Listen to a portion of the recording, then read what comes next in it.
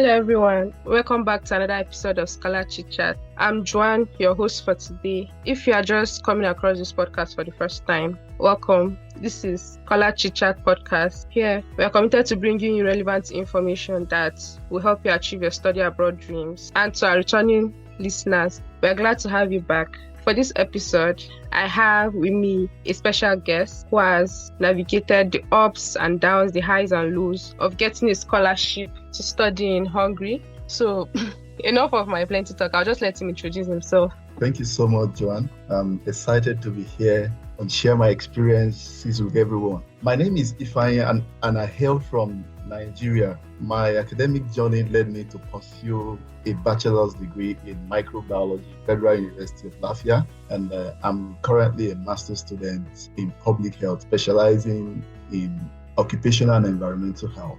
I got the Stipendium Hungaricum Scholarship. Currently, I'm in China under the Chinese government scholarship. My research primarily focuses on exposure to endocrine disrupting chemicals and their impacts on reproductive. At the moment, I'm deeply immersed in thesis research while also engaging in some volunteer work to National Scholars Club here in China. That's beautiful. Thank you for joining us today. We're happy to have you. So let's just start. So how and when did you hear about studying in Hungary and what motivated you to apply? I first heard about the opportunity to study in Hungary through a social media platform back home in Nigeria. Okay. That's around late 2019. They had a booth dedicated to Stipendium Hungaricum.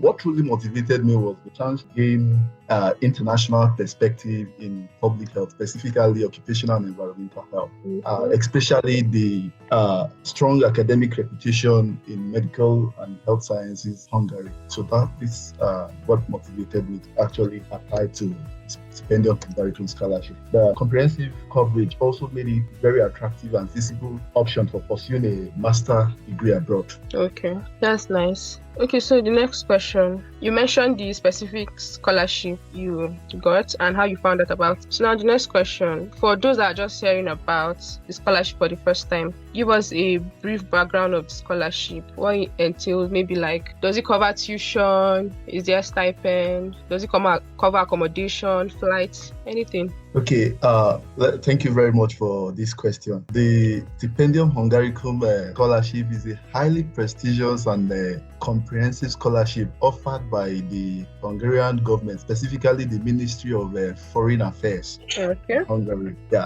Its main goal is to promote Hungarian higher education and attract top international students from around the world. And it's based on bilateral education cooperation between Hungary and its partners countries.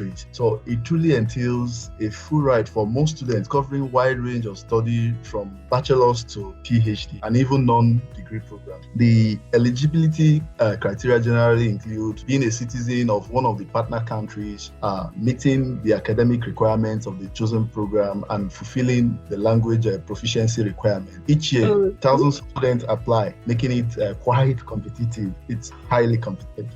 Okay, so the language requirements, is it English? Yeah, basically, actually, in the selection criterion, there are options of you opting for either English, which is the major requirement for the international students. You can also, if you wish to study in Hungarian language, you could. I would advise such individual to actually begin to practice the Hungarian language right from his or her home country. It's very, very important. There are also studies in Hungarian language. Okay, so for the English language requirement, you have to write an English test, maybe like IELTS or TOEFL, or no need? Of course, it depends on the institution. That's why in your selection criteria, you have to look at the requirements needed by the institution. Some actually demand for you to actually write the IELTS. Now, why others give a waiver option for those, especially for those coming from English-speaking countries. Okay, so you mentioned top students. So what is the CGPA requirement?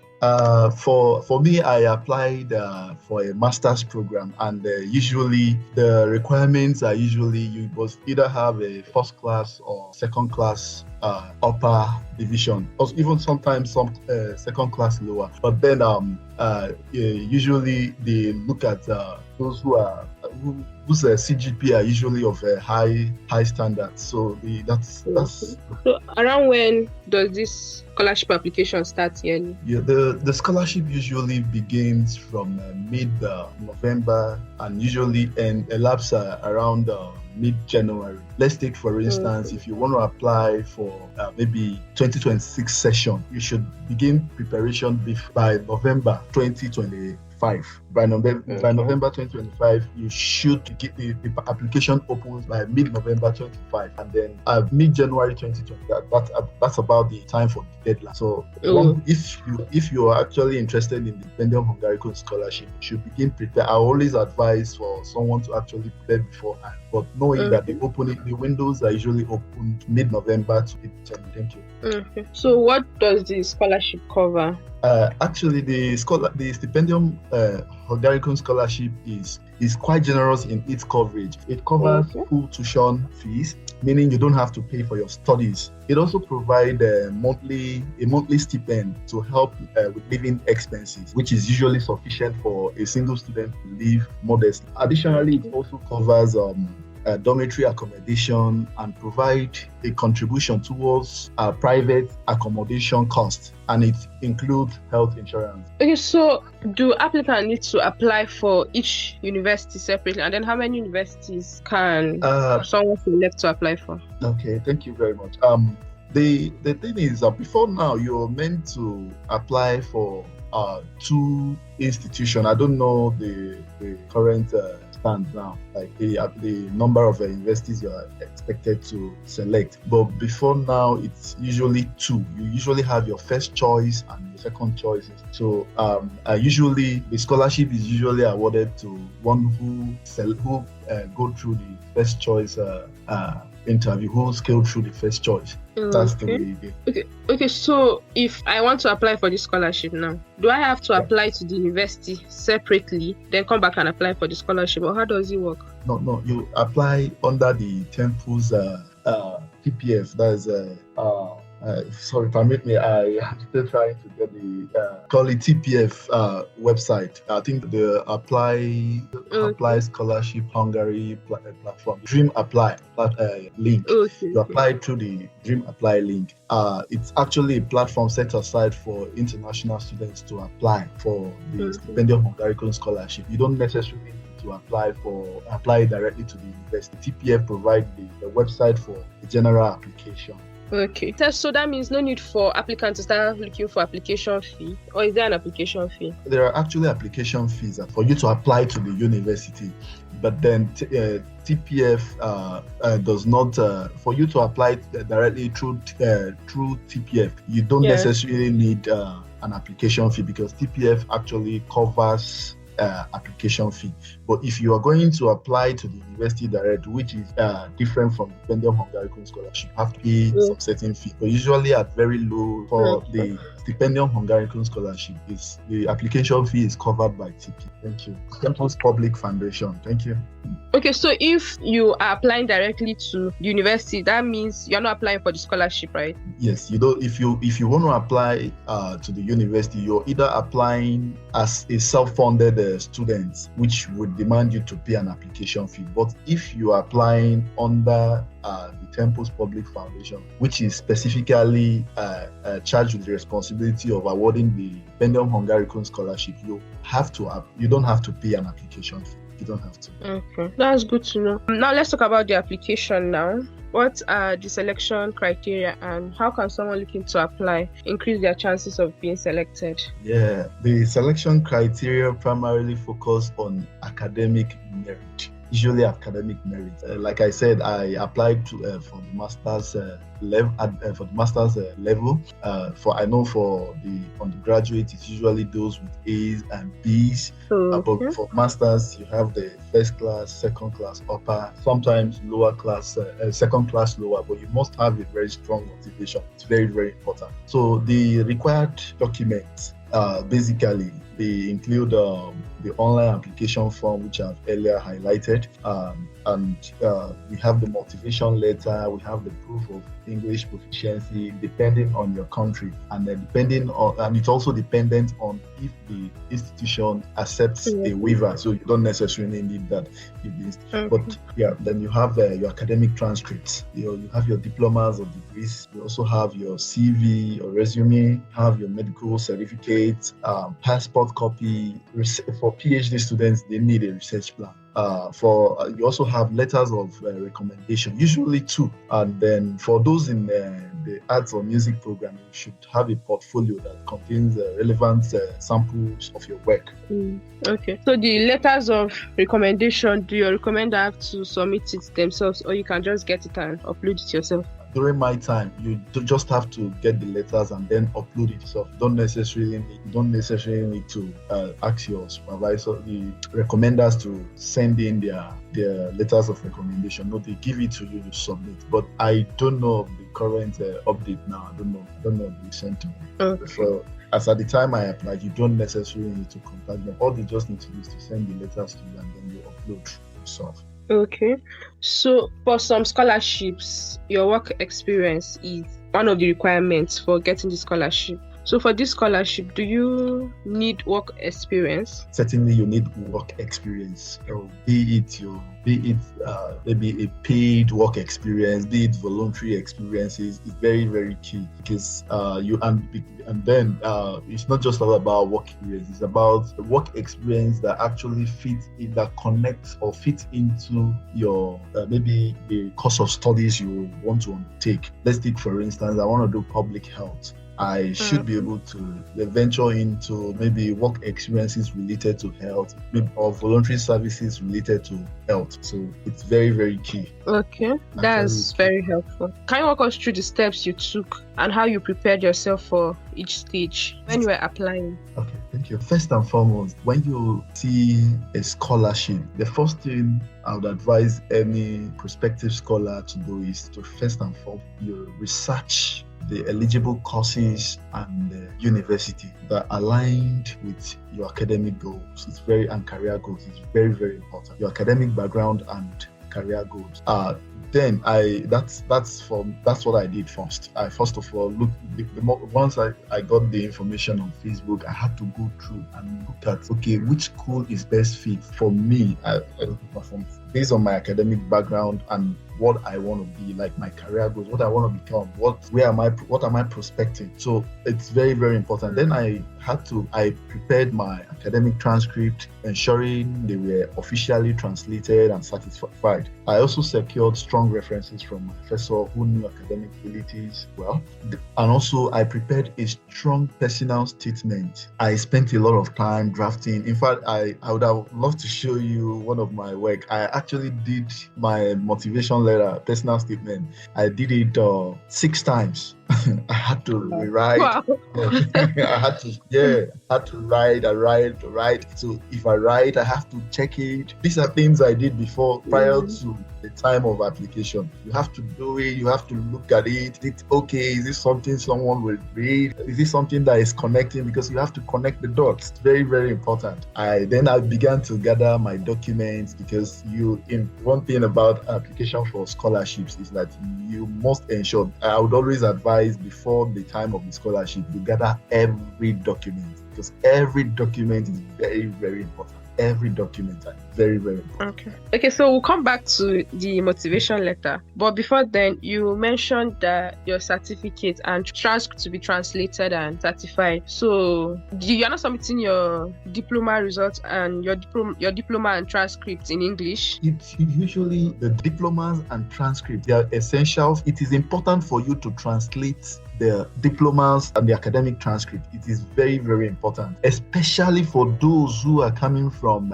non-English speaking countries. It is important for them. But if, for instance, your academic studies or background was actually done in English, you don't necessarily need there are other things to translate. But you need to do, but that matters when maybe by the time you get the scholarship and want to go for it. It's very important. So what I advise is, the first thing, if you want to prepare for Stipendium Hungaricum Scholarship, it's always advisable to go and authenticate and then notarize your documents. It's very important. Very, very important.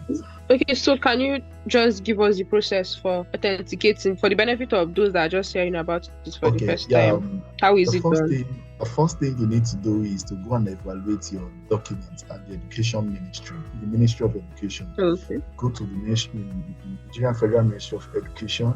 That's where you do your evaluation. They evaluate your documents and then they authenticate it. Then you proceed. But that's when you are about leaving the country. You go to the Ministry of Foreign Affairs.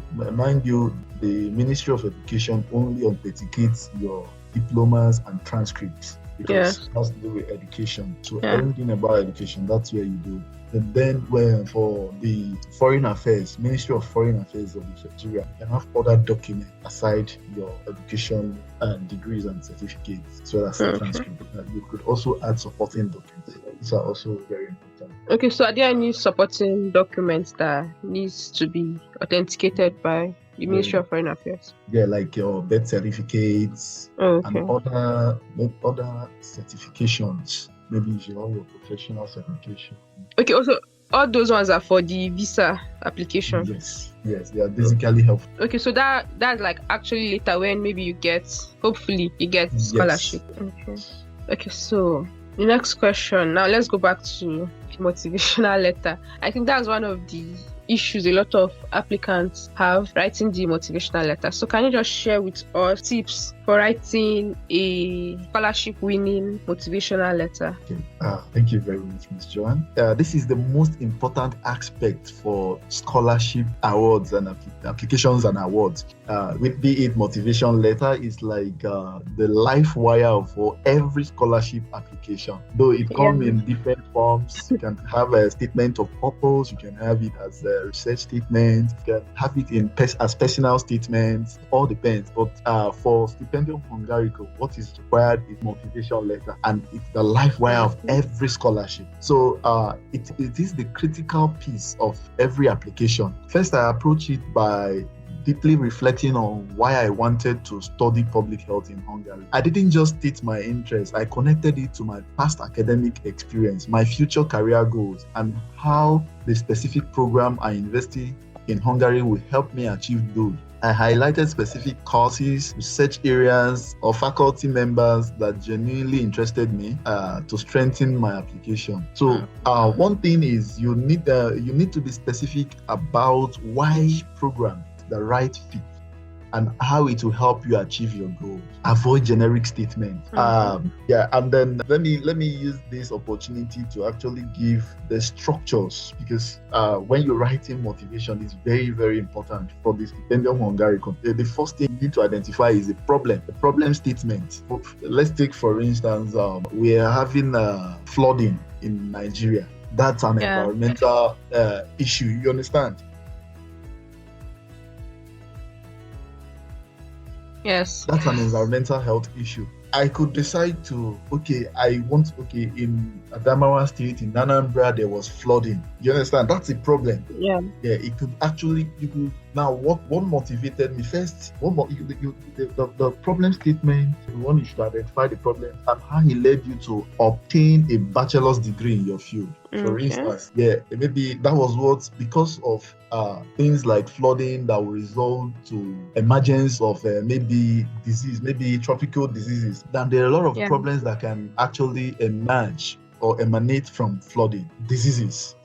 Maybe it render people homeless, and also because the water is stagnated, it could be a breeding ground for parasites. It could be also be a breeding ground for microorganisms. It could also be a breeding ground for a lot of health hazards. You get me? So that prompted me. That gave me that was where I developed flair for studying microbiology. Do you get it? So I've been able to establish how it connects, how the problem made me to develop flair for studying microbiology during my bachelor's during my undergraduate studies. Do you understand? So and then what is that drive that pursued me? So hence, I'm motivated to do a master's program in public health with specialization in maybe you want to look at how to curb neglected tropical disease. It's very, very important. So how you connect your dots matters a lot in motivation. So that's the first paragraph. Identifying problem, how it motivated you to do your bachelor's program, and then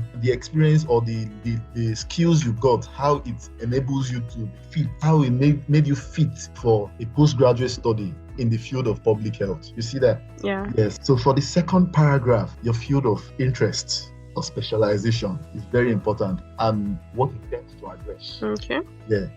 What it tends to address is basically your specific objective. Your specific objective.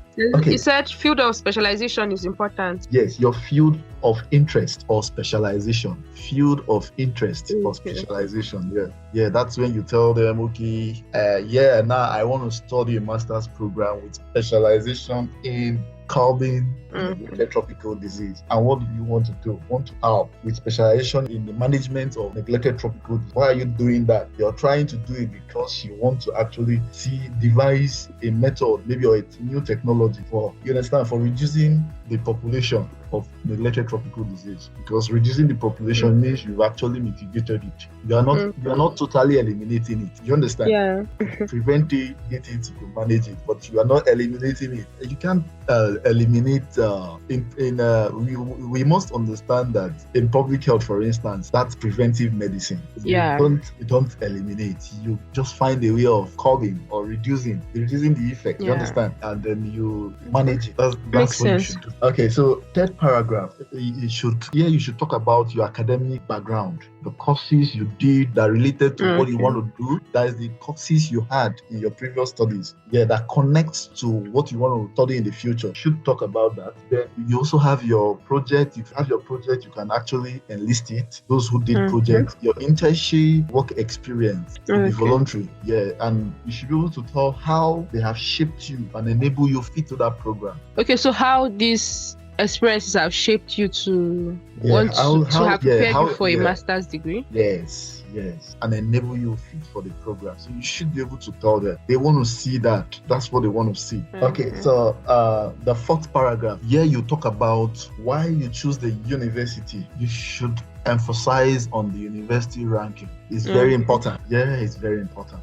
The university, of course, Okay, so sorry, please, before you continue, I just want to ask this question. Okay. Yeah, okay, so for the university now, you said when you were applying for yours, you can actually choose 2 universities. So is it that when you're adding the university to the motivation letter, are you adding both the universities or just one? Like for me, I actually prefer 2 separate letters. 2 different motivation for 2 different universities, because the 2 are 2 different they are 2 different courses. But actually got admission for both. Second one was on clinical epidemiology. Forgotten about that. So they are 2 different things. Clinical laboratory. I think that's it. Yeah, I remember now. Clinical laboratory. So they are 2 different things. So you must ensure that this structure is maintained. For me, I wrote 2, but one is okay. That what they want to see is how your writing skills at that point in time. They want to see your writing skills. That's what they are looking at. They want to see your composition and your writing skills, how structured it is, the content. That's what they look at that point, because there you're selling yourself. You have not yet been interviewed. You're selling yourself. So these are things they look out for. They want to see. They just want to see if this individual is actually good with his writing. Can he actually? Yeah. So that's all they are looking at that point. So I think 4th paragraph talks about the university ranking, the relevant course related the relevant course the university offer that is of interest to you. It's of interest to you and to your field of studies. Very important. And maybe if there are cutting edge technologies, the professional experts, impact the school will have on you. That's all about the 4th paragraph. And the last paragraph is you're going to look at a brief long-term goal. So that this is the structure. I used mine as an experience. No problem. Thank you very much. You're welcome. Thank you very much. You really explained the motivation letter very well. Thank you. So to the next question, were there any interviews or examinations involved? Yes, there were interviews. Yeah, for the undergraduate, some of them even go as far as writing exams.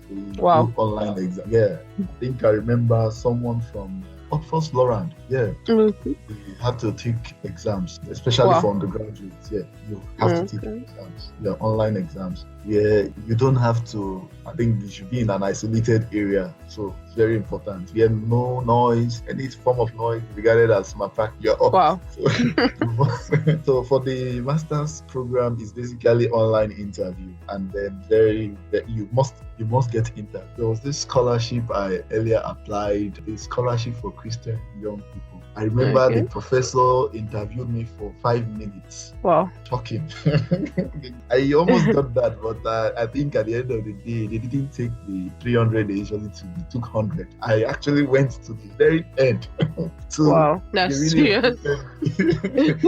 They're usually very thorough. You understand? But one thing for Stipendium Hungaricum, you must focus on your motivation is key. You want to really know if you're actually the one that wrote that, because for you whatever they want to know if you actually know what you have written. So they focus more on the motivation. So there are other questions based on most of the questions based on what you wrote in your motivational letter. Yes. They want to see that thing you wrote in you. It's just like when you tell them this is that, and they want to now know why do you choose, because everything they would ask, like say for instance, why did you choose Hungary? It's part of what I have enlisted in the different in the structure of the motivation. Why did you choose Hungary? You should choose Hungary, maybe for instance you are telling them there are professors because indirectly what they are asking is why did you choose university in Hungary? So you should be able to tell them about the cultural experiences, the cultural experiences. You also talk about the renowned professors, experts they have in that field.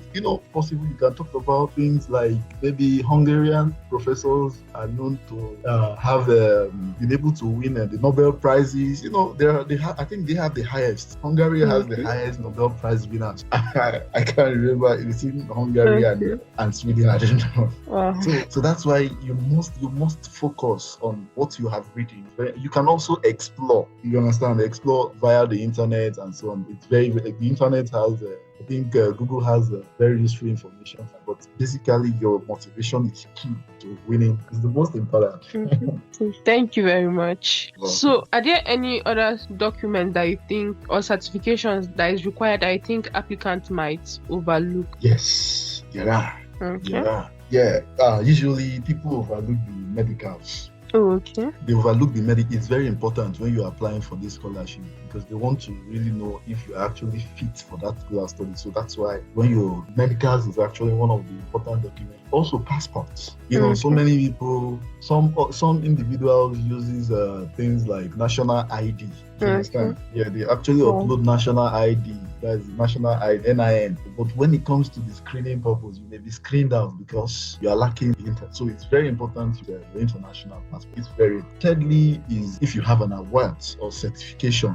That supplementary certificates, I call them. Maybe you are a member of a professional body. You understand? It places you at a higher chance. These are where those who are not in the first class category or second class upper category can actually outrun the others. They have a good motivation and they have some things to make them know that a good grade does not mean good attitude or good. You just have to let them know by improving your background. Makes sense. So what are some common mistakes that applicants make and how can they avoid them? Yeah, some of the mistakes applicants make is one, a big mistake by submitting incomplete application. Okay. Yeah, they make when you're actually filling the application form, there are areas where it's usually asterisks. You don't joke with things like that. Even there are also areas where they will tell you this place is optional. If for instance maybe they want to know more about you and they just said any other information. You understand? Some people neglect it. Indirectly, they just want to know if you have any other thing you could tell them. You could talk about maybe some things that like maybe there are no things like social activity. You could talk about that. They could tell you it's not relevant, but it doesn't mean you shouldn't do something. You understand? The incomplete application is something people neglect. Then two, is incomplete submission of documents. Just like I highlighted earlier, the medical certificate. Some people will be like, okay, let me just submit what I have. No, when you're preparing for scholarship, for instance, I use myself as a case study. Before the time for application, I had already gathered all the required documents. I had ensured that I verified it, evaluated it, authenticate them, and then I was ready. I knew I was ready, including all those ones that require legal backup and all this and others. I made sure I was ready before the time for the application. So very important. For me, I feel if you're looking for something, you understand, you have to give everything. You have to give everything. You have to make that sacrifice. So it's important. That documentation is very important. Very, very important. You must ensure that especially the ones that are required, you understand, the ones that are demanded by the scholarship body, it's very important for you to actually get them ready beforehand. So that's another thing. Then some people, they just feel like, okay, let me just apply. You understand? No. You should not have that. You should have a winning notion. When you want to apply to a scholarship, you should have a winning notion. You don't just say, okay, I just want to apply. You understand? First of all, understand their requirement, because one thing about the Stipendium Hungaricum is that usually they give in the motivation, they give what they require. They give the key information they require. So it can also serve as a guide. So it's very, very important. Okay, so I think that's all I need. Okay, thank you very much for such a great advice.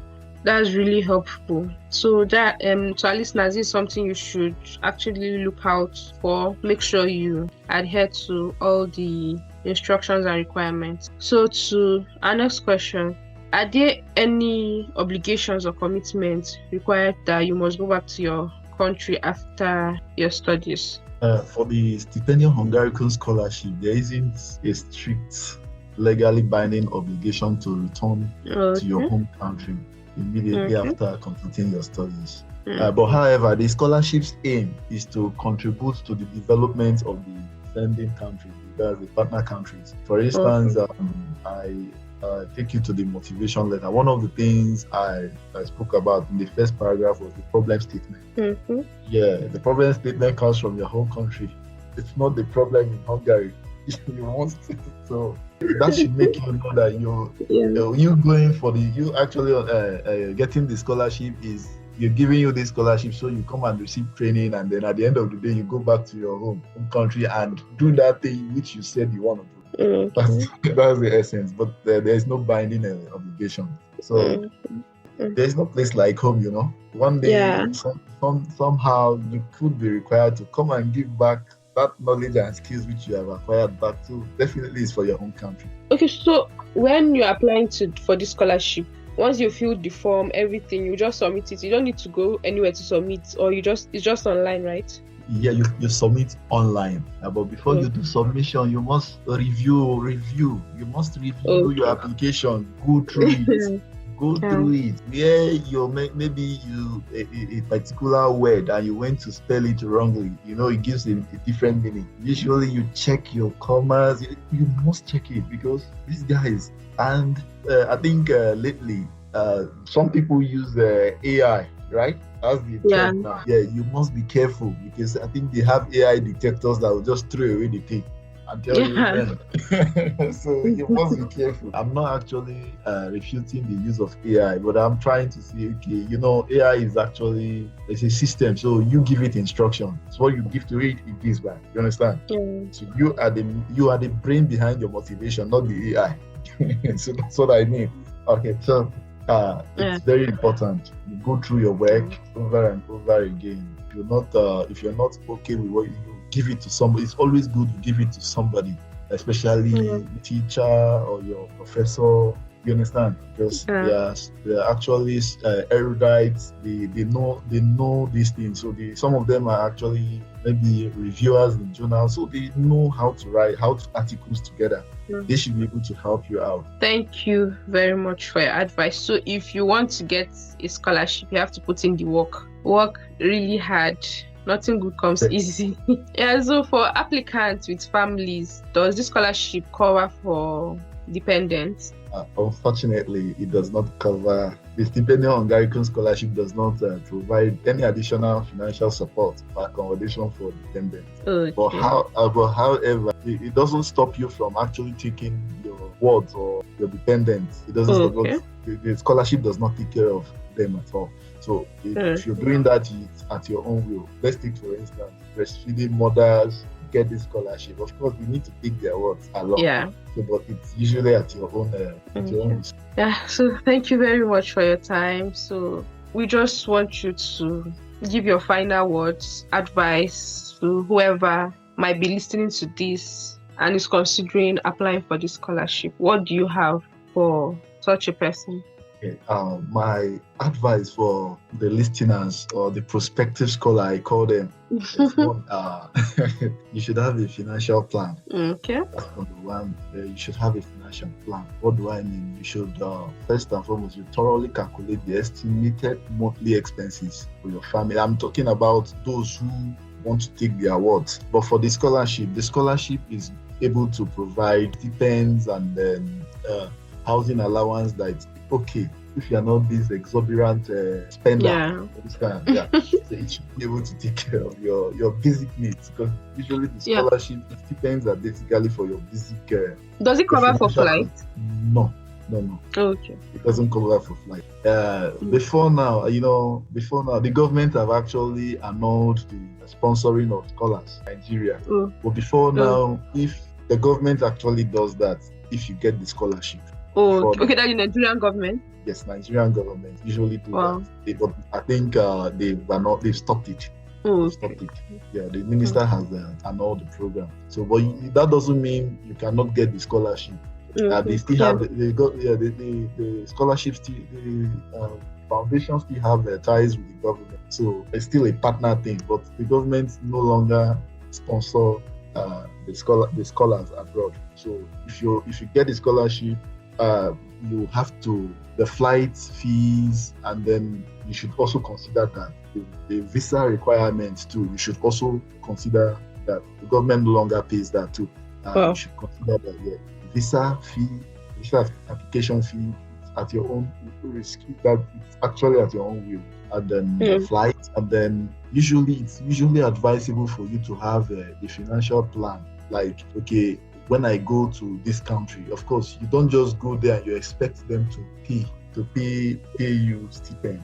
Yeah. You understand? It will usually take. Sometimes you have to do the registration process and everything. You don't just you should have a plan for that. You should also have a plan for resident permits, financial plan. So this comes under financial plan, your residence permit, because they will not give you the money. They will not reimburse you. You have to do that. So these are things you should look out for. So your food too is very important, because you don't go there. You're going into a strange country. You don't know anyone. You understand? Because you don't even know if you meet your fellow countrymates there. You don't know.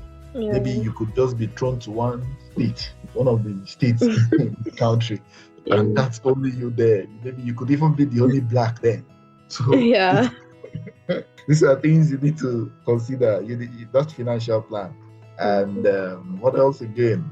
Accommodation. One of the challenges I had then was because I got the scholarship under University of the Brazil. One of the the guy in charge of the accommodation had to mail me, because it seems they give accommodation. It's actually done in routines. Maybe when there's a student leaving, they have to look for. But usually, preferences are usually given to ladies. Because, and he kept mailing me that please, he's sorry, because each time I applied, he kept mailing me that please, like, so sorry, I can't accommodate that they are. So he mails me routinely. You understand? So you should also have that at the back, because if you're not staying in the dorm, you should also have a financial plan too for that. When you stay, you will stay outside, and when you live outside, usually you have to pay more. So the money they're giving to you might not really be enough. So you have to also put your financial. Are you going to live in a studio? Are you going to live maybe shared apartment? These are things you need to put into consideration. Such inspiring words. Thank you very much. Really appreciate. Thank you for sharing your insight and experience with us today. You're welcome. Yeah, so I'm sure our listeners have a lot to learn today. They had a lot to learn today. So to our listeners, we hope you found this episode helpful. We are here for you, and we'll continue to bring you different scholarship opportunities that can open doors to amazing experiences and the chance to make a real difference. So don't forget to subscribe to Scholar Chitchat for more tips and insights into securing your dream scholarship. Until next time, keep striving and stay inspired.